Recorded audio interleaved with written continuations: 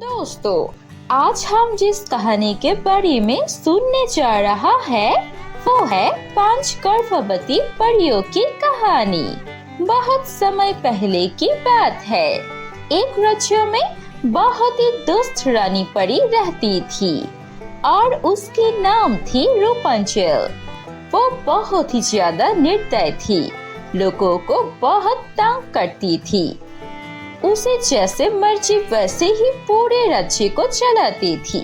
ऐसे ही दिन जा रहे थे।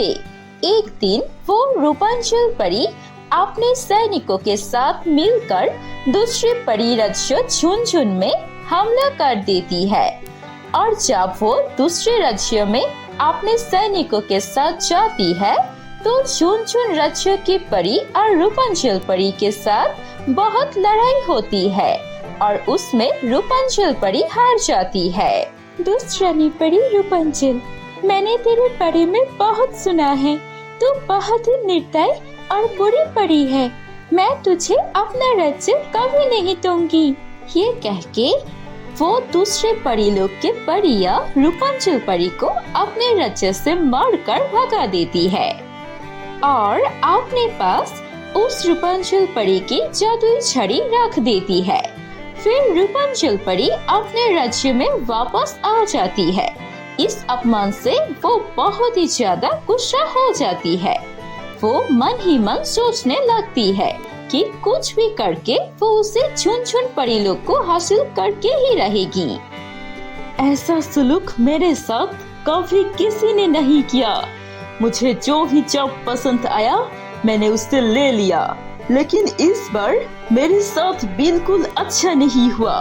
मैं इसका बदला जरूर लूंगी। उस झुनझुन परी राज्य में अपने हवाले में करके ही रखूंगी।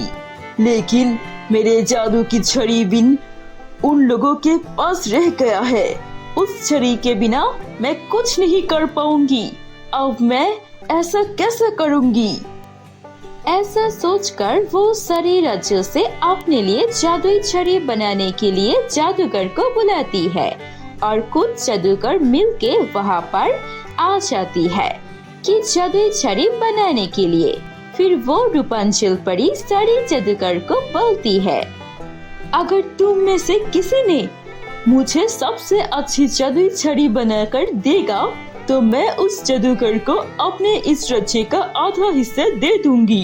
ये बात सुनकर वो सारे जादूगर बहुत खुश हो जाते हैं और रूपंचल परी के लिए जादुई छड़ी बनाने के काम में लग जाती है।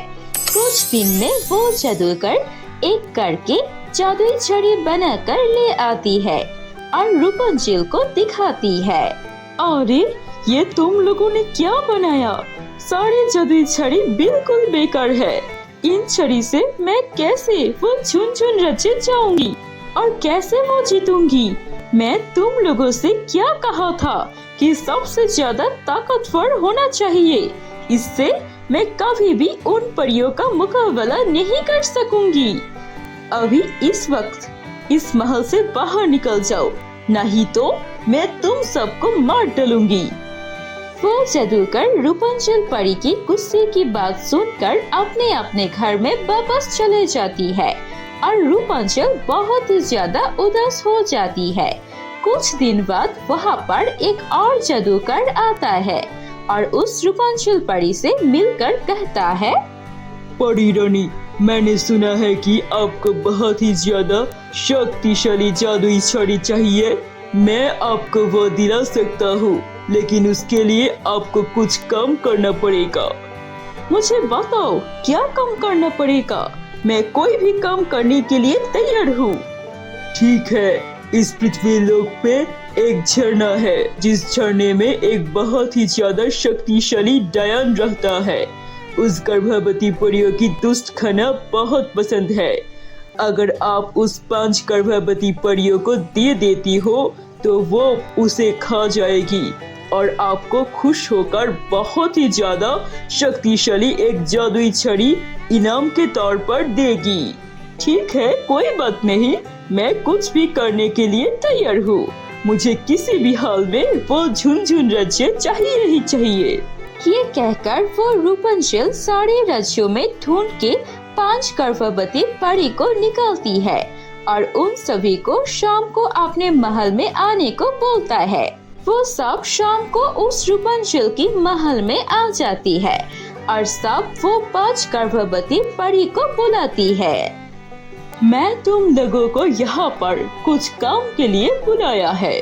तुम्हारी होने वाली बच्चे की अगर तुम चाहो कि वो सबसे ज्यादा ताकतवर बन जाए और वो लोग हमेशा स्वस्थ रहे, तो पृथ्वी पर एक झरना है जहाँ पर तुम लोग अगर न होंगे तो तुम्हारी बच्चे बहुत ही ज्यादा सुस्त और ताकतवर होगी और वहाँ पर तुम्हें एक एक करके हीरा भी मिल जाएगी। तुम कभी भी जिससे कुछ भी मांगोगे तो मिल जाएगा। ये सुन के वो 5 गर्भवती परियां बहुत खुश होती है और रूपंचल से बोलती है, ठीक है रानी, हम जाने के लिए तैयार है। वो झरना कहाँ पर है? रूपंचल बहुत खुश होती है मन ही मन और बोलती है, ठीक है, कल हम सब लोग वहाँ पर जाएंगे। फिर सुबह वो सारे 5 गर्भवती परियों ने और रूपंचल अपने जादुई छड़ी पर बैठकर सब लोग मिलके आसमान में उड़ उड़ के उस जादुई झरने के पास जाने लगती है कि तभी वहाँ पर एक पंछी आ जाती है। वो पंछी आकर उन लोगों के बुलाने लगती है, ये रानी परी तुम सभी को मार डालेगी। तुम सभी को एक डायन को खिलाने के लिए ले जा रही है। अगर जिंदा बचना चाहती हो तो इस रूपंचल परी की बात मत मानो। इस नालायक पंछी ने तो मेरी सारा प्लान बता दिया। रुक, मैंने तुझे दिखाती हूँ। ये कह के वो रूपंचल परी बहुत ज्यादा गुस्सा होती है और वो पंछी को मारने जाती है, लेकिन वो पंछी उड़ के वहाँ से चला जाता है और ये सुन के वो 5 गर्भवती परियां बहुत डर जाती है और वो लोग रोते रोते उस जादुई चादर से नीचे छलांग लगाती है और उसके नीचे था एक बहुत ही बड़ा तालाब। तालाब में वो लोग गिर जाती है और उस तालाब के आसपास कुछ लोग मछली पकड़ रहे थे। वो लोग ये देखकर बहुत ही चौंक जाती है। अरे रे, ये आसमान से जैसे परियों की बारिश हो रही है, ऐसे तो मैं कभी नहीं देखा। बचाओ, हमें बचाओ, हमें कोई बचाओ।